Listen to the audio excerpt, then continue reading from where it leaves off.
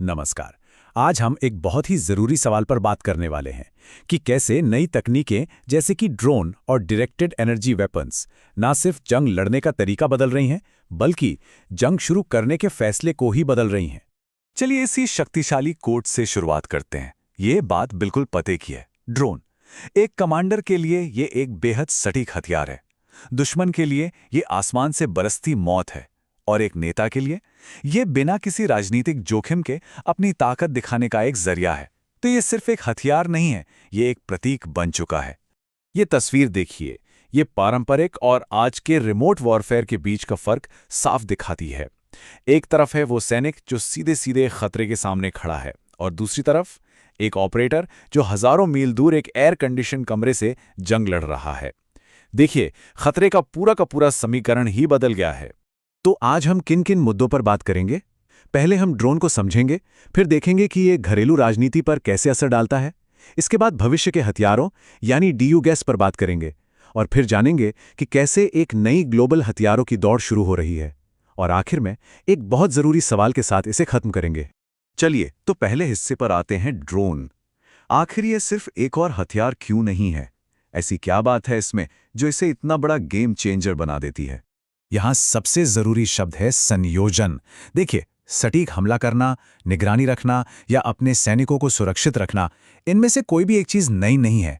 लेकिन जब ये सब एक ही सिस्टम में एक साथ मिल जाते हैं, यानी पिन पॉइंट एक्यूरेसी, घंटों तक लगातार निगरानी और अपने सैनिकों के लिए लगभग जीरो रिस्क, तो ये एक ऐसी सैन्य ताकत बन जाती है जो इतिहास में पहले कभी नहीं थी। अब ड्रोन के इस्तेमाल को समझने के लिए हमें दो तरह के कानूनों को देखना पड़ेगा। पहला है इंटरनेशनल ह्यूमन राइट्स लॉ यानी IHRL।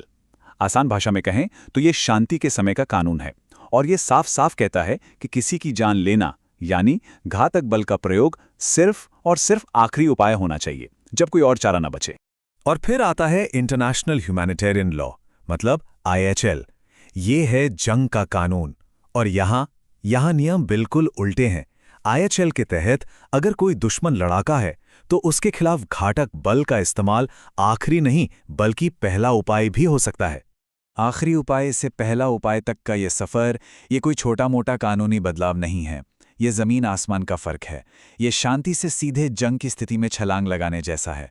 और ड्रोन की ताकत ने देशों को इस लाइन को धुंधला करने और युद्ध के नियमों को अपने फ़ायदे के लिए इस्तेमाल करने का एक बहुत बड़ा लालच दिया है। 9/11 के बाद क्या हुआ? अमेरिका ने एक नई दलील दी। उसने कहा कि वो अल-कायदा के साथ एक वैश्विक सशस्त्र संघर्ष में है। अब इस एक दलील ने उन्हें युद्ध के नियम यानी IHL को दुनिया में कहीं भी किसी भी पारंपरिक युद्ध क्षेत्र के बाहर भी लागू करने की इजाजत दे दी। और ड्रोन, वो तो इस वैश्विक लड़ाई के लिए बने ही थे, बिना किसी खतरे के कहीं भी कभी भी हमला करने की क्षमता। इस तरह टेक्नोलॉजी ने कानून को अपने हिसाब से ढालने में मदद की। और ये जो बदलाव है ना, ये सिर्फ अंतर्राष्ट्रीय कानून तक ही नहीं रुका। इसका असर देशों की अपनी अंदरूनी राजनीति और जंग में जाने के फैसलों पर भी बहुत गहरा पड़ा है। ये बहुत बड़ा सवाल है। सोचिए, पारंपरिक रूप से अपने सैनिकों की जान जाने का डर किसी भी सरकार के लिए जंग में जाने से रोकने वाली सबसे बड़ी ताकत होती है। लेकिन जब ड्रोन उस खतरे को लगभग खत्म ही कर देते हैं, तब क्या होता है? क्या इससे किसी भी राष्ट्राध्यक्ष को बिना संसदीय मंजूरी के सैन्य कार्यवाही करने की खुली छूट मिल जाती है?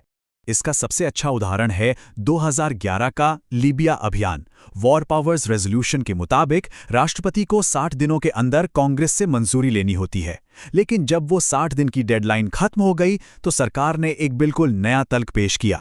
उन्होंने एक सिद्धांत सामने रखा, डी मिनिमस रिस्क, मतलब न के बराबर खतरा। उनका कहना था कि क्योंकि जमीन पर कोई अमेरिकी सैनिक नहीं थे और खतरा बहुत ही कम था, इसलिए ये कानूनी तौर पर शत्रुता की परिभाषा में आता ही नहीं। इस एक तर्क ने एक बहुत बड़ी कानूनी लूप होल, एक कमी पैदा कर दी, जो सिर्फ ड्रोन जैसी रिमोट टेक्नोलॉजी की वजह से ही मुमकिन हो पाई थी। अब ड्रोन से एक कदम और आगे बढ़ते हैं, भविष्य की टेक्नोलॉजी की तरफ। बात करते हैं डायरेक्टेड एनर्जी वेपन्स यानी DEWS की। अगर ड्रोन ने युद्ध के नियम बदले हैं, तो DEWS उन्हें फिर से लिखने की ताकत रखते हैं। तो आखिर ये DEWS हैं क्या भला? मोटे तौर पर ये 3 तरह के होते हैं। पार्टिकल बीम्स, जो किसी भी टारगेट को भाप बना सकते हैं। हाई पावर माइक्रोवेव जो दुश्मन के सारे इलेक्ट्रॉनिक सिस्टम को एक झटके में खत्म कर सकते हैं, और लेजर्स जो प्रकाश की गति से लक्ष्यों को जला सकते हैं। सुनने में ये सब किसी साइंस फिक्शन फिल्म जैसा लगता है, लेकिन ये अब हकीकत बन रहा है। जब हम इनकी तुलना पारंपरिक हथियारों से करते हैं तो फर्क देखकर शायद आप चौंक जाएं। स्पीड, प्रकाश की गति।